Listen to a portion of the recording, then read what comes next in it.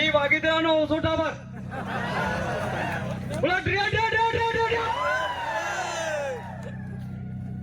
जयप्रकाश पटेल और जैकी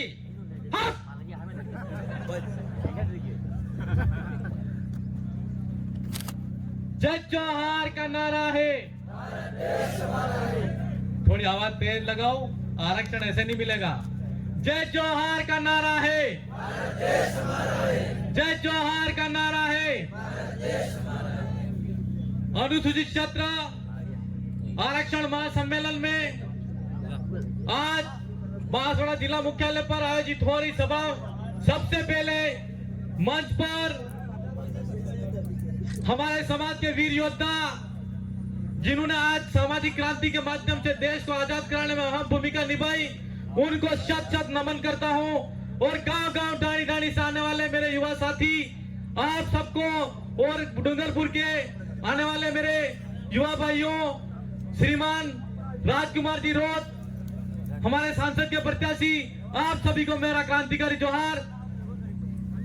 आज मंच पर हमारी बहुत सारी बातें हो रही है, लेकिन अनुसूचित क्षेत्र के अंदर आरक्षण की जो बात है उसका मूल उद्देश्य ये है कि हमारा आदिवासी क्षेत्र के अंदर 1874 के अंदर सबसे पहले अंग्रेजी हुकूमत के सामने आदिवासियों ने लड़ाई लड़के अलग से हमारा एक्ट बनवाया था। वही कि वही 1919 में आया, वहां पर भी आदिवासियों ने लड़ाई लड़ी। वही भारत शासन अधिनियम 1935 में आया। इसके बाद हमारे देश के अंदर जब संविधान बना तो 1950 के अंदर 5वीं अनुसूची और अनुसूचित क्षेत्र को शामिल तो किया गया, लेकिन अनुसूचित क्षेत्र के में आदिवासियों के ऊपर 5वीं अनुसूची जो पूर्ण रूप से धरातल पे लागू होनी चाहिए थी वो नहीं हुई। इसी के कारण आज आदिवासियों को पूर्ण रूप से आरक्षण नहीं मिला है। तो हम इस सभा के माध्यम से 2 बार सरकार के सामने पहले भी हमारे 2018 में राजकुमार जी और राम प्रसाद जी जब विधानसभा में गए थे तो उन्होंने पुरजोर तरीके से आरक्षण की मांग को उठाया था और आदिवासियों की आवाज को और बिल प्रदेश की आवाज को बुलंद किया, लेकिन सरकार ने नहीं सुना। लेकिन इस बार हम ये कहना चाहते हैं राजस्थान की स्वतंत्र सरकार से कि हमारा जो आरक्षण का मामला है, अनुसूचित क्षेत्र के अंदर जो आरक्षण की जो बात और मांग उठ रही है, युवा आपके माध्यम से ये कहना चाहता है और हमारे समाज की मांग को बदललाल सरकार से कहना है कि जल्द से जल्द हमारी मांग को सुने।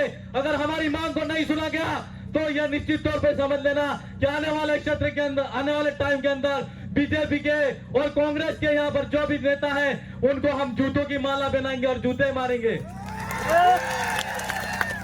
आज एक बात और कहना चाहते हैं कि इतने कम समय के अंदर आप सबने देखा कि हमारा बागीदरा विधानसभा के अंदर 2020 मैच हुआ था, लेकिन 2020 मैच के अंदर यह पता नहीं था कि मैच ड्रॉ हो जाएगा और फिर से होगा। इस बार मैच फिर से होने वाला है। तो आप सबने देखा कि समय के साथ में एक आदमी था जिसका मतलब मोदी से प्रभावित हुआ यूं कहते हैं, पर हमको ऐसा लगता है कि आप मोदी से प्रभावित नहीं हुए थे, ईडी से प्रताड़ित हुए थे और इसीलिए आप बीजेपी के अंदर ज्वाइन करने की मजबूरी हो गई। तो हम, और दूसरी बात, ईडी से तो डरे हुए थे ही सही, लेकिन साथ साथ ईडी से भी डरे हुए थे। तो दोनों डर से